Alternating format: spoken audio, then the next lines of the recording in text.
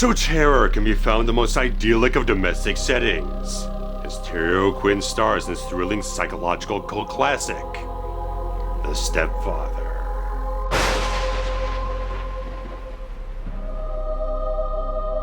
Suburban realtor Jerry Blake appears to be a kindly, ideal father to step into the lives of mother Susan and daughter Stephanie. However, Stephanie doesn't warm to the overly eager to please stepfather, while she still mourns the death of her real dad. Her suspicions are heightened after she witnesses Jerry having a violent outbreak in the basement, following a troubling news article about a slain family from a year ago. Said article was ran at the assistance of Jim Ogilvie, brother of the slain wife, who is intent on tracking down her murderous husband, who happens to be Jerry Blake. Jerry changes his identity after each family fails to live up to his idyllic delusion of perfection, but leaves behind a trail of carnage in the process. Now as Stephanie begins to dig into the news article, Jerry tries to weave a deception around her by circumventing an incriminating photo of himself and impulsively killing her psychiatrist, who is trying to subversively probe him under the guise of a real estate showing.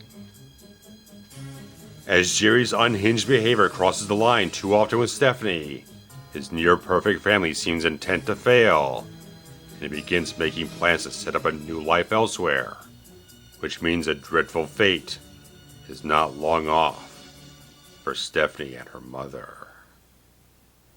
So The Stepfather saws U.S. theatrical release on January 23rd of 1987, and distributed by New Century Vista Film Company, which I imagine was a pretty low-end type of distributor, because the film only garnered $2.5 million at the box office off an undisclosed budget, which I imagine could have been all that much money, but probably garnered much more of a profit when it hit home video, which became a much bigger cult classic, and created an entire legacy for the entire thing, where eventually did get franchise sequels, and a remake and stuff like that, here and there and everywhere. But the fact is, Stepfather had a very sort of garish, morbid type of genesis to a certain degree here, because it was based on the 1971 story, The Case of John List in New Jersey, where he actually did a lot of the exact same things that Terry O'Quinn's character portrayed in the film actually did in real life, in terms of slaying his entire family and seemingly disappearing for a long period of time until 2 years after the film's release in 1989. He was actually captured through the help of America's Most Wanted, the Fox TV series, actually ran his case, and a picture, pretty much a depiction of what he would look like 18 years later, helped to capture him, get him incarcerated, and there he spent the last of his dying days. But the entire story actually garnered the eye of Brian Garfield, who was a screenwriter and also a novelist, the guy who actually wrote the original Death Wish novel and has gotten credit for all the subsequent Death Wish movies, which didn't entirely adhere to the messages and the tones and themes that originally had in his novel, but thankfully he jumped on this whole thing and kind of ran with this story to kind of be influenced so much about this idea of this entire domestic setting being infiltrated by this guy who's so warped and distorted about what the American ideal family would be, that it just kind of breaks his psyche and goes along in this entire domestic thriller thing.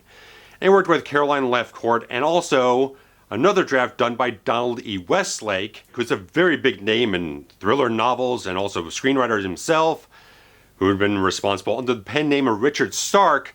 All the Parker novel stuff that was based on the novel The Hunter was adapted into the film Point Blank, the Mel Gibson film Payback, and the Statham film Parker later on, and there's been a lot of adaptations and stuff like that off of that character that he built up in all these novels, and also responsible for the screenplay on The Grifters, a whole bunch of other things. So very prolific name, and it kind of grabbed the eye again of producer Jay Benson, who kind of ran with the entire thing. He was very intrigued with it, was a very big fan of Westlake's stuff, knew his quality, and just intrigued by the entire thing, and eventually got in the hands of director Joseph Ruben, who had done a couple of films here and there, nothing too prolific on this point in time, but all these pieces started combining and kind of pulling together, because Ruben was a little thrown off a little bit, because he kind of got the idea of the plot line or stuff like that, the log line of the entire film, and didn't want it to be like a cheap slasher film. It's not the thing that he's interested in cinema and stuff like that, but he was given the license to go off with Westlake and develop the entire story, get much more deeper into the characters, the psychology of the story, deeper themes and stuff like that, not make it just a gore fest film. Make it more interesting on a deeper level, exploring the ideas of the psychology of this character of Jerry Blake and stuff like that, and weave around these ideas that make it much more of an interesting, a little more substantive film than just a stabby flick. But it's kind of the great thing that you get all these, it's kind of a nexus point. I love these little films where it's like all these different crew members and the directors, the filmmakers kind of come together, like, then they start working together over and over and over again. So Joseph Ruben worked with editor George Bowers on this thing and then continued to work with him, film after film after film, along with cinematographer John Lindley, who would end up working on the exact same films as George Bauer and Joseph Ruben, like Sleeping with the Enemy and The Good Son and all these other really interesting thrillers he would continue to do later on. So kind of a nice thing that they kind of found a wavelength to kick in with one another, and just like they kept working with each other and just being kind of that kind of shorthand sort of working relationship. You know these people so much, they know exactly what you want on a cinematography level, on the editing level, how you want to construct the story, how you want to visualize it, all these different things. So it's kind of a nice thing to see when they kind of connect and they kind of move off into other projects later on. And cinematographer John Lindley, he was kind of like brought in at the last minute because the original cinematographer they hired kind of got into his own sort of domestic situation when he kind of left Vancouver, British Columbia, where they were setting up to film everything, and got into a domestic dispute at home involving a gun and other things, so he was not available to come back. And Lindley was kind of like, kind of here or there, but not wanting to jump in at the last minute, like over a weekend, and jump in on things.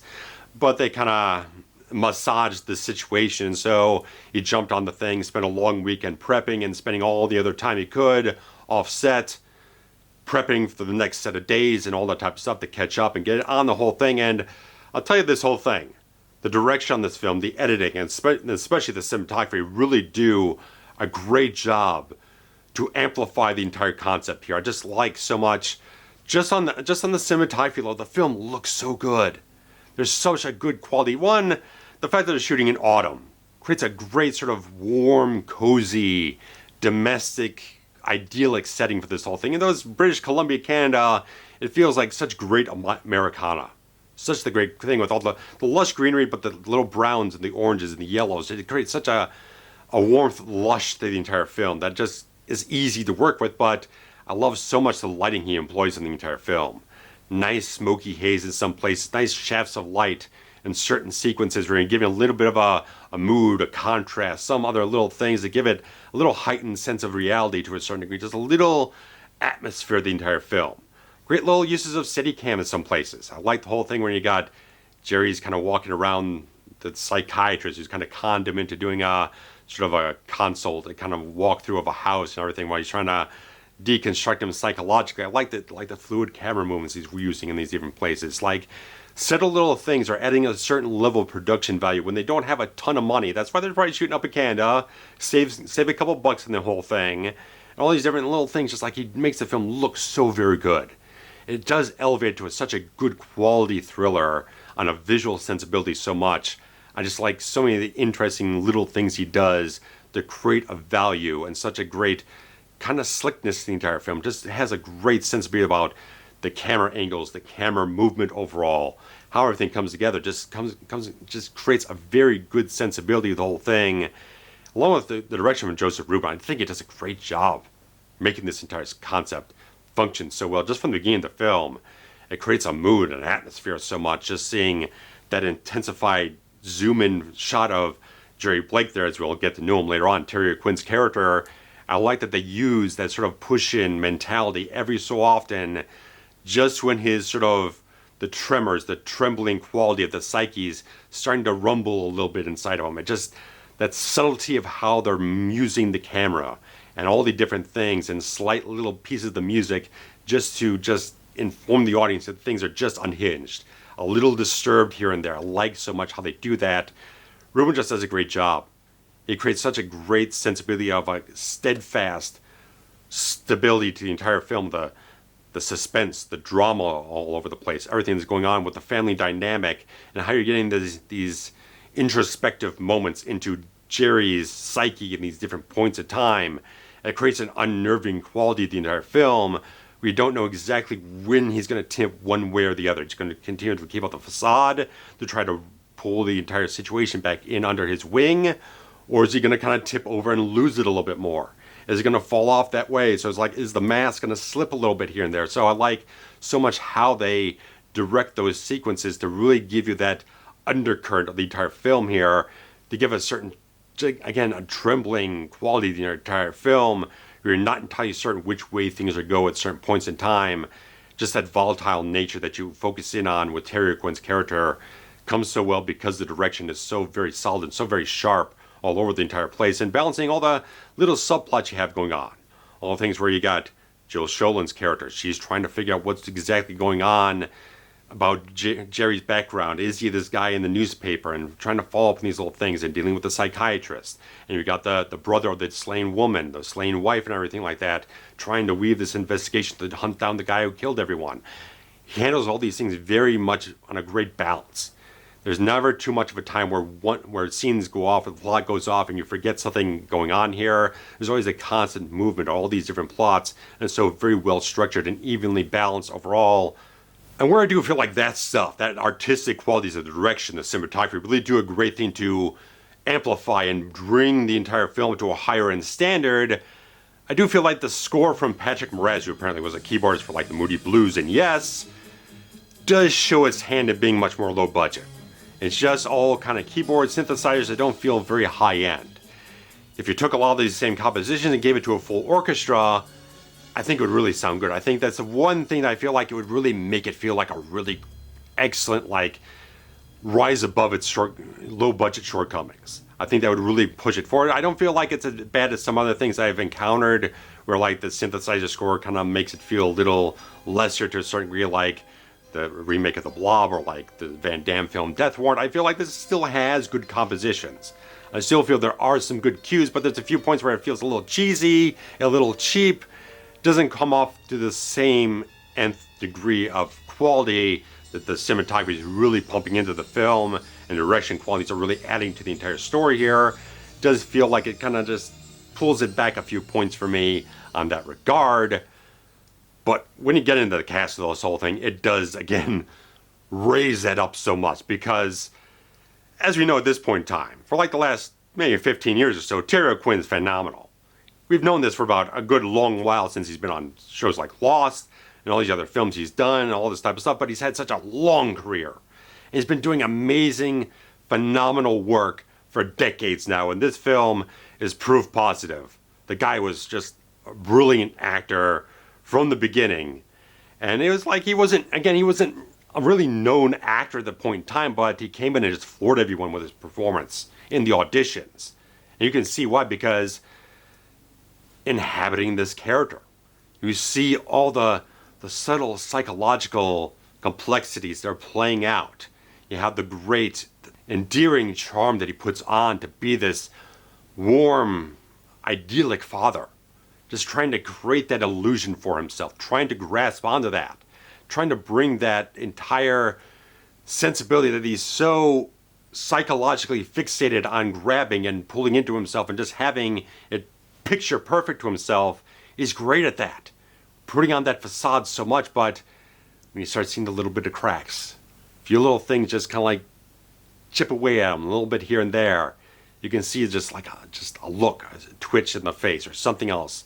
Whatever the case is, just these brilliant subtle moments of just showing just things are just slightly shading off on his thing. Just the volatile nature of the character comes out so much in such a brilliant fashion that everything with the screenplay portraying this character is so very well calculated, so very layered. Seeing all these little character beats and how they push the story forward, nudge things in certain directions. When you see Stephanie watching that freak out in the basement, it pushes things in a different direction, and it still shows the psychological complexities. It makes it more stressful on Jerry to try to keep everything in line when it's such a delicate situation for him to try to do that. It's such a fascinating performance he puts on. All these different things, just like, it's this great thing where he's just like, he's holding on so tightly to this ideal, this idyllic Norman Rockwell's sensibility of just this perfect Americana family, the tighter he grips onto it, the more the stuff starts to break in his hands. It's great to see that, just like it shows so much when you got Stephanie and the boyfriend there at the porch, and then she just goes in for the goodbye kiss and everything at the porch and everything, and he just freaks out, thinks it's just like complete, like he's gonna do sexual assault stuff on her and do all this insane stuff. He just loses it completely. He can't hold on to reality for 1 second here to just keep it in line. He's always overreacting to things. It's too much. You just can't have everything in just the perfect places to keep it that way. So he's such a control freak that one thing just feels way out of place, just a little bit out of place, and knocks him off 100,000 degrees. And just a great thing to just see how that continues to inform how his character goes about things. Like once it's like hits that point and knows he's broken it. Once he's gone off that far off the deep end, he feels like he can't go back. It's broken too much now, and now he has to trash his family, now set up another one, and seeing how he goes through this transformation every time he's trying to set up a new life somewhere. It's such an insidious type of way of seeing this character evolve the entire film, and the methodologies, all these different things. Terry O'Quinn just puts on a blockbuster performance in the entire film. He's just, I could say a million things about everything he does from scene to scene in this film. He just absolutely crushes the living hell out of it. And it really does, even though there's still great performances, you needed this complexity from an actor at the lead of this entire film, as certain other sequels and the remake and all this type of stuff really do show. You need that cog in the entire film to launch it forward, to make it that riveting, that compelling, and that just absolutely interesting overall, to just see the depth and the complexities, the subtleties and the nuance built into this entire character, where there are certain things in earlier drafts where it's like they had like flashbacks to his childhood and show why he is the way he is, what his upbringing was. And the director's like, I really don't want any of that stuff in there. I don't want to kind of like do that, explain why he is the way he is. You can allude to it in certain places. They do that here and there in certain places, saying he had a strict upbringing here and there, but they don't go into details. You don't need to explain why the monster is what he is. If you just want to make him a monster and you still want to make him fascinating, that's still a great way to go about it. You don't need to go through the motions showing what happened to him as a kid to make him what he is now, because it still makes him a monster. And this is a great way to just perceive this character and see how it gets developed through all the stuff through Ruben and Westlake and Terry O'Quinn's just amazing performance in the entire film. You can't go wrong. And he just works absolutely fantastically opposite Jill Schoelen and Stephanie, who I know so much from When a Stranger Calls Back, the fantastic mid-90s sequel to When a Stranger Calls. I think it's woefully underrated. She's fantastic in the entire film, just showing such, again, emotional complexities and depth, and just showing so much terror and so much sympathy in the entire thing. And she's no different here. Years before that role, she nailed the hell out of this one. Just first off, she's just so sweet and charming and endearing. She has a great quality, just bringing along that sort of teenage innocence, but also a little bit of the angst and a little bit of the troubled sensibilities. Is like, again, she's still kind of trying to cope with the passing of her father, and now this new guy's come in to try to supplant that, and she's just very uneasy about everything. She keeps getting into discourses in the entire school, getting into fights and getting suspended and all these different things, and she gets expelled and all these interesting little things that just shows that struggle to adapt, that teenage sensibility of the angst and all these different things. It feels extremely relatable what she's going through and how she's portraying everything in the film. And Westlake kind of based it on his own stepdaughter to a certain degree, that certain relationship he was having with her. And all this stuff just comes out written so very well, and she performs it exceptionally well. I like so much that she is so smart and resourceful. I like the savvy that the character has in the entire film. She just has this nagging thing about the character, and then she reads the story in the newspaper and just starts putting certain things together. Certain things just feel like they kind of are compatible ideas. Something just doesn't feel right with Jerry, and something feels like it's connected with the story and all these different things. And seeing the freak out he has in the entire basement all kind of puts together. So she's very smart putting and connecting things together very well. And she starts going along this investigation, tries to get a photo of the guy from the newspaper article. And then Jerry kind of circumvents that here and there and puts in a different photograph. I like this kind of interesting psychological play going on between the characters, and like so much that she just follows on so much. I like the relationship between her and Dr. Bondurant.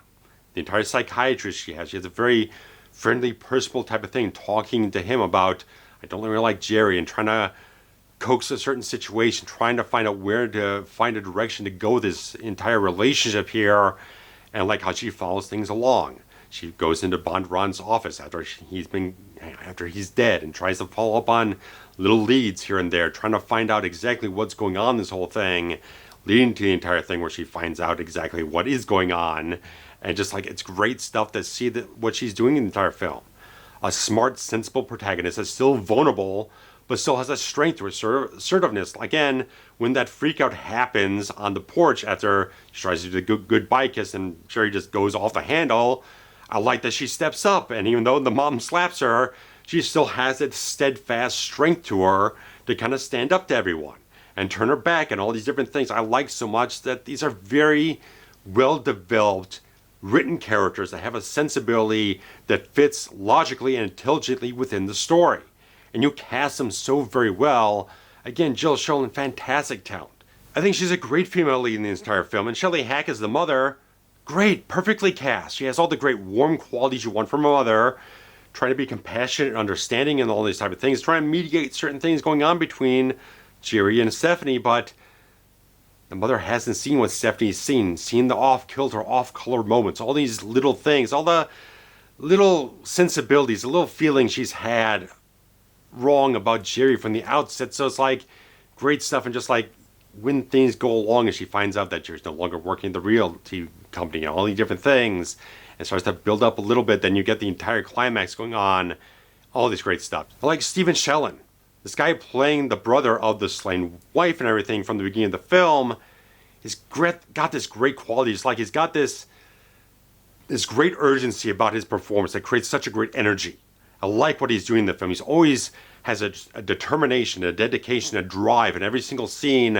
A little bit of a rough appearance. I like the quality. He's got a little bit of beard stubble on him. Maybe he's a little unsettled here and there. He's a little troubled in certain ways. So he's got another kind of great subtle quality to him. Just the appearance of him, how he's acting the scenes, trying to give a certain energy to everything, and just trying to propel the story forward on his end, trying to put all these pieces together, trying to track down the guy who killed his sister and his nieces and nephews. Great stuff. He's a great actor in this entire thing, adding so much to that plot point in the story. I like it so much. Again, every single person in this entire film, every bit part, every supporting character, everyone involved in this thing inside and out does a great job to just embody everything, get the right tones, the right energies going. Everyone just has great stuff going on. I like so much the casting overall in this film, the acting, excellent.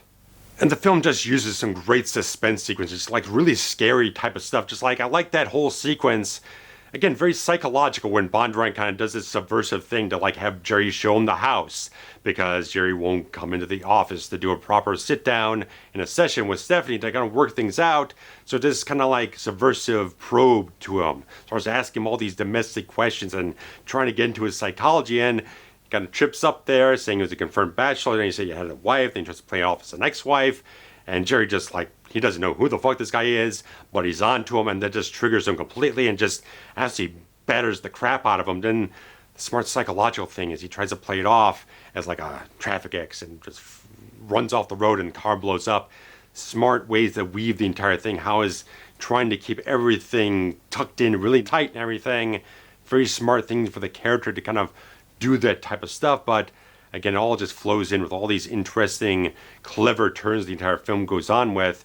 When you get up to the climax and you got Jim coming in, finds out all the things that, the guy who matches my photo is the guy who's the realtor. He sold him the house and goes back and finds out that this is where the guy is I'm looking for, who killed my sister and killed my nieces and my nephews.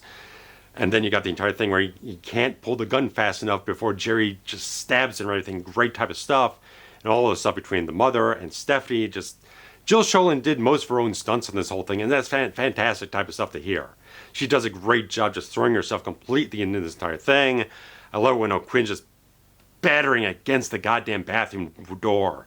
It's just terrifying type of stuff, and just crashes through all this type of stuff.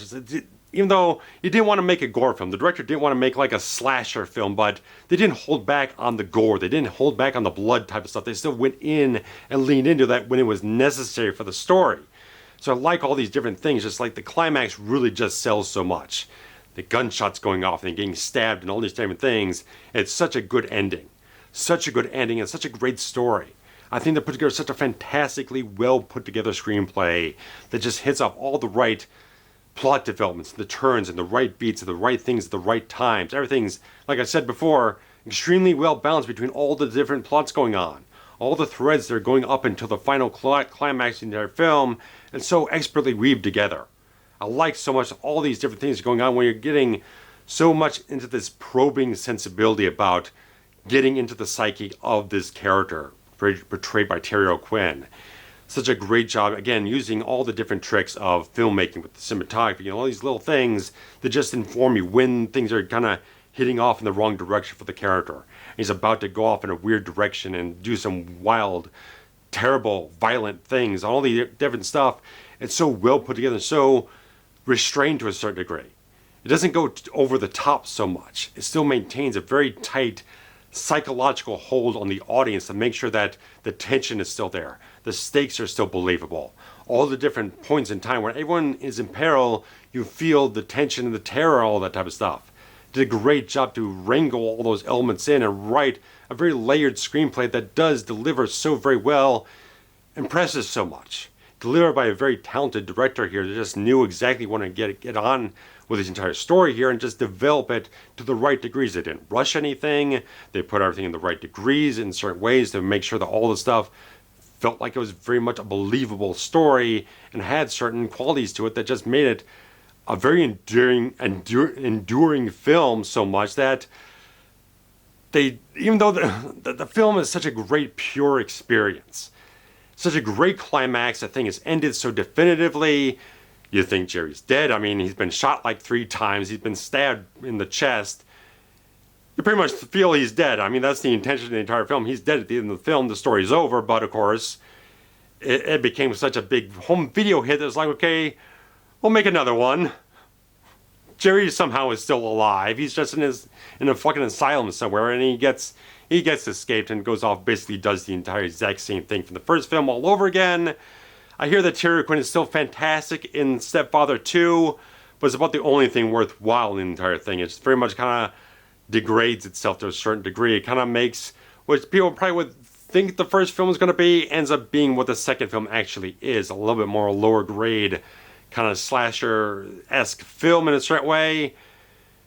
But there's certain things with Terry O'Quinn and director Jeff Burr, where it's like Weinstein's were apparently producers on the whole thing, and they wanted to amp up gore. They want to amp up different things in the film to make it gorier, sleazier, stuff like that.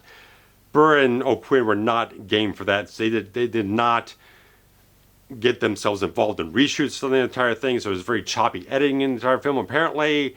And so it's probably still went over very well because they made a third film where O'Quinn was not involved in the entire film. They recast the role that he portrays, and it didn't go over terribly well. I heard it's not very good. But then they eventually did a remake, which I also heard is not very good, starring Dylan Walsh from Nip Tuck, who's a fairly good actor. But I've heard things that just like, it just wasn't very good. It just very flat, very not interesting. It just not inspired in any type of way, just like a remake for remake's sake.